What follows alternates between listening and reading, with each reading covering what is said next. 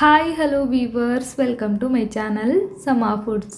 ಇವತ್ತಿನ ವಿಡಿಯೋದಲ್ಲಿ ಹಬ್ಬದ ಸ್ಪೆಷಲ್ ಸೋನ್ ಪಾಪಡಿ ರೆಸಿಪಿನ ಶೇರ್ ಮಾಡ್ತಾ ಇದ್ದೀನಿ.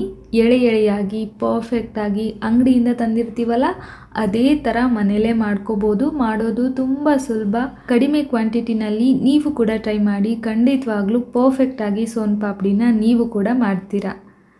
ಸೋನ್ ಪಾಪಡಿನ ಮಾಡೋದಕ್ಕೆ ಮೊದಲಿಗೆ ಒಂದು ಬಾಣಲೆ ಇಟ್ಕೊಂಡಿದ್ದೀನಿ. ಇದಕ್ಕೆ 1.5 ಚಮಚ ಆಗುವಷ್ಟು ತುಪ್ಪನ ಸೇರಿಸ್ತಾ ಇದ್ದೀನಿ. ತುಪ್ಪ ಬಿಸಿ ಆದ ನಂತರ ಅರ್ಧ ಕಪ್ ಆಗುವಷ್ಟು ಮೈದಾ ಹಿಟ್ಟನ್ನು ಸೇರಿಸ್ತಾ ಇದ್ದೀನಿ. ನಂತರ ಅದೇ ಕಪ್ಪಲ್ಲಿ ಅರ್ಧ ಕಪ್ ಆಗುವಷ್ಟು ಬೇಸನ್ ಅಥವಾ ಕಡಲೆ ಹಿಟ್ಟನ್ನು ತಗೊಂಡಿದ್ದೀನಿ. ಬಜ್ಜಿ ಬೋಂಡಾಗೆಲ್ಲ ಸೇರಿಸ್ತೀವಲ್ಲ ಅದೇ. ಇದಾದ ನಂತರ ಅರ್ಧ ಚಮಚ ಆಗುವಷ್ಟು ಏಲಕ್ಕಿ ಪುಡಿನ ಸೇರಿಸಿ ಕಡಿಮೆ ಊರಿನಲ್ಲಿ ಹದವಾಗಿ ಇದನ್ನು ಘಮ ಬರೋವರೆಗೂ ಫ್ರೈ ಮಾಡಿಕೊಂಡು ತಗೊಳ್ಬೇಕು. ನಾನಿಲ್ಲಿ ಯಾವ ಕಪ್ಪಲ್ಲಿ ಮೈದಾ ಹಿಟ್ಟು ಮತ್ತು ಕಡಲೆ ಹಿಟ್ಟನ್ನು ತಗೊಂಡಿದ್ದೀನೋ ಅದೇ ಕಪ್ಪಲ್ಲಿನೇ ಸಕ್ಕರೆನೂ ಕೂಡ ಅಳತೆ ಮಾಡಿ ತಗೊಳ್ತೀನಿ. ತುಂಬ ಚಿಕ್ಕ ಅಳತೆ ಕಪ್ಪಾಗಿರೋದ್ರಿಂದ ಎಲ್ಲರೂ ಕೂಡ ಇದನ್ನು ಟ್ರೈ ಮಾಡ್ಬೋದು. ಈಗ ನೋಡಿ, ಹದವಾಗಿ ಹುರಿದು ತಗೊಂಡಿದ್ದೀನಿ. ಈ ಥರ ತುಪ್ಪ ಹಾಕಿರೋದ್ರಿಂದ ಸಾಫ್ಟಾಗಿದೆ. ಕೆಲವರು ಇದನ್ನು ಜರಡಿ ಹಿಡ್ಕೊಳ್ತಾರೆ. ಜರಡಿ ಹಿಡಿದ್ರೆ ಅದು ಉದುರುದ್ರಾಗಿ ಡ್ರೈ ಆಗೋಗ್ಬಿಡುತ್ತೆ. ಇದು ಹೀಗೆ ಇದ್ರೇ ಒಳ್ಳೆಯದು ಅಂತ ನನಗನ್ಸುತ್ತೆ. ಇದಾದ ನಂತರ ಒಂದು ನಾನ್ ಸ್ಟಿಕ್ ತವಾನ ತಗೊಂಡಿದ್ದೀನಿ. ಇದ್ರ ಬದಲು ಬಟರ್ ಪೇಪರ್ನ ಕೂಡ ಉಪಯೋಗಿಸ್ಬೋದು. ಇದಕ್ಕೆ ಒಂದು ಸ್ವಲ್ಪ ತುಪ್ಪನ ಸವರಿ ಎತ್ತಿಟ್ಕೊಳ್ತೀನಿ. ಬಿಸಿ ಪಾಕನ ಹಾಕೋದಕ್ಕೆ ಇದು ಹೆಲ್ಪ್ ಆಗುತ್ತೆ.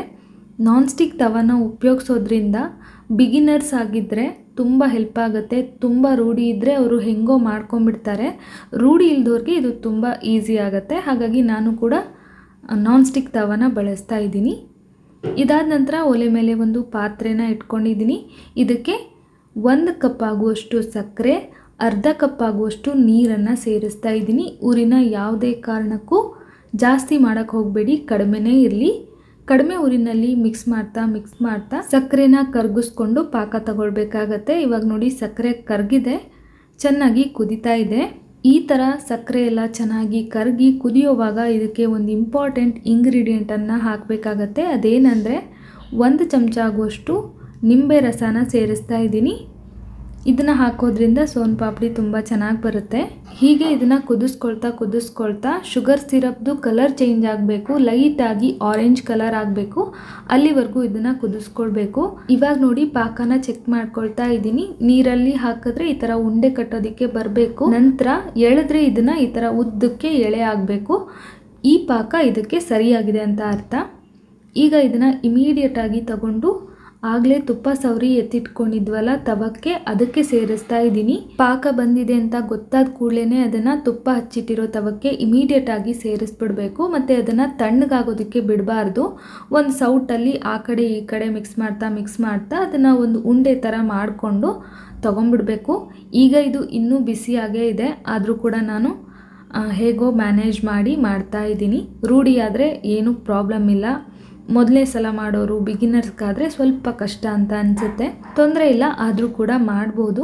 ಪಾಕನ ಈ ಥರ ಎಳೆದು ದೊಡ್ಡದು ಮಾಡಬೇಕು. ನಂತರ ಅದನ್ನು 8 ಆಕಾರದಲ್ಲಿ ಮಡಚಿ ಮತ್ತೆ ಅದನ್ನು ಎಳೆದು ದೊಡ್ಡದನ್ನಾಗಿ ಮಾಡಿ, ನಂತರ ಅದನ್ನು ಮತ್ತೆ 8 ಆಕಾರದಲ್ಲಿ ಮಡಚಿ ಸಣ್ಣದು ಮಾಡಿ ಎಳಿತಾ ಹೋಗಬೇಕು.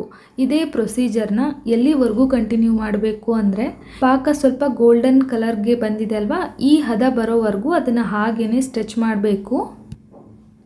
ಆಗಲೇ ತುಂಬ ಕಲರ್ ಆಗಿತ್ತು, ಇವಾಗ ಕಲರ್ ಕಡಿಮೆ ಆಗಿದೆ, ಗೋಲ್ಡನ್ ಕಲರ್ಗೆ ಬಂದಿದೆ ಅಲ್ವಾ.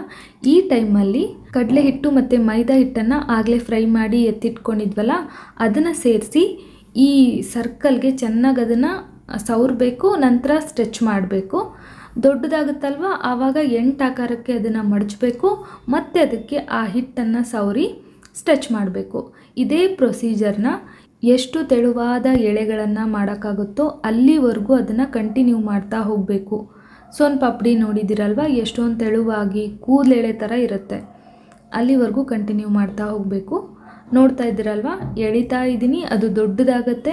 ಹಿಟ್ಟನ್ನು ಸವರ್ಕೊಂಡು ಎಳಿಬೇಕು. ನಂತರ ಅದನ್ನು 8 ಆಕಾರಕ್ಕೆ ಮಡ್ಚ್ಕೋಬೇಕು. ನಂತರ ಮತ್ತೆ ಅದನ್ನು ಹಿಟ್ಟನ್ನು ಸವರಿ ಎಳಿಬೇಕು. ನೋಡೋದಕ್ಕೆ ನಿಮಗೆ ಕಷ್ಟ ಅಂತ ಅನ್ನಿಸ್ಬೋದು, ಬಟ್ ಮಾಡೋವಾಗ ತುಂಬ ಖುಷಿ ಅನಿಸುತ್ತೆ. ಅಷ್ಟೊಂದೇನು ಕಷ್ಟ ಅಂತಲೂ ಅನಿಸೋದಿಲ್ಲ. ಮತ್ತು ನಾವು ಫ್ರೈ ಮಾಡಿ ಇಟ್ಕೊಂಡಿದ್ವಲ್ಲ ಆ ಎಲ್ಲ ಹಿಟ್ಟು ಕೂಡ ಒಂದೊಂದು ಸಲ ಖಾಲಿ ಆಗ್ಬೋದು, ಖಾಲಿ ಆಗದೇನೆ ಹಾಗೇ ಉಳಿಬೋದು. ಅದರಲ್ಲೇನು ಟೆನ್ಷನ್ ತಗೊಳಕ್ಕೆ ಹೋಗಬೇಡಿ, ಅದು ಉಳಿದ್ರೆ ಉಳಿಬಹುದು ಸ್ವಲ್ಪ. ಇಲ್ಲೂ ಕೂಡ ಹಾಗೆ ಆಯಿತು. ಎಷ್ಟಾಗುತ್ತೋ ಅಷ್ಟು ಎಳೆಗಳು ಬಂದಾದ ನಂತರ ಕೂಡ ಒಂದು ಸ್ವಲ್ಪ ಹಾಗೆ ಮಿಕ್ತು, ಅದನ್ನು ಹಾಗೆ ನಾನು ತೆಗೆದಿಟ್ಬಿಟ್ಟೆ. ಈಗ ನೋಡ್ತಾ ಇದ್ದೀರಲ್ವ, ಆಲ್ಮೋಸ್ಟ್ ಕೊನೆ ಹಂತದಲ್ಲಿ ಬಂದಿದ್ದೀನಿ. ತುಂಬ ಚೆನ್ನಾಗಿ ಎಳೆಗಳೆಲ್ಲ ಬಿಟ್ಕೊಂಡಿದೆ. ಸೇಮ್ ಅಂಗಡಿಯಿಂದ ತಂದಿರ್ತೀವಲ್ಲ ಅದೇ ಥರ ಕಾಣಿಸ್ತಾ ಇದೆ. ಇನ್ನು ನನ್ನ ಕೈಲಿ ಆಗಲ್ಲಪ್ಪ ಅಂತ ಅನ್ನಿಸ್ತು, ಅಲ್ಲಿಗೆ ನಾನು ಬಿಟ್ಬಿಟ್ಟೆ. ಅದರಲ್ಲಿ ಬಾಕಿ ಉಳಿದಿರೋ ಹಿಟ್ಟನ್ನು ತೆಗೆದು ಸೈಡಲ್ಲಿ ಎತ್ತಿಟ್ಕೊಂಬಿಡಿ, ಅದೇನು ಬೇಕಾಗೋದಿಲ್ಲ. ಇನ್ನು ಇಲ್ಲಿಗೆ ಸೋನ್ ಪಾಪಡಿ ರೆಡಿ ಆಯಿತು. ನೋಡ್ತಾ ಇದ್ದೀರಲ್ವ ಎಷ್ಟೊಂದು ಪರ್ಫೆಕ್ಟಾಗಿ ಅಂಗಡಿಯಿಂದ ತಂದಿರೋ ಥರನೇ ಬಂದಿದೆ ಅಲ್ವಾ. ನಾನು ಕೂಡ ಏನು ತುಂಬ ರೂಢಿ ಇರೋಳಲ್ಲ, ಮನಸ್ಸಿಟ್ಟು ಮಾಡಿದ್ರೆ ಯಾರು ಬೇಕಾದರೂ ಮಾಡ್ಬೋದು.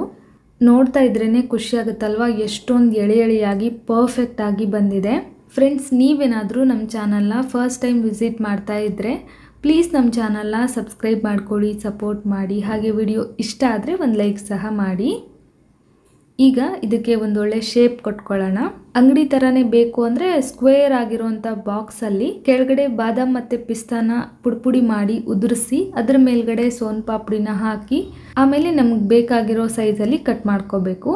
ಅದು ಬೇಡಪ್ಪ ಅಂದರೆ ಈ ಥರ ಸಣ್ಣ ಬಾಕ್ಸ್ನ ತಗೊಂಡು ಮೊದಲಿಗೆ ಅದರಲ್ಲಿ ಡ್ರೈ ಫ್ರೂಟ್ಸ್ನ ಹಾಕಿ ಸಿಂಪಲಾಗಿ ಈ ಥರನೂ ಮಾಡ್ಕೋಬೋದು.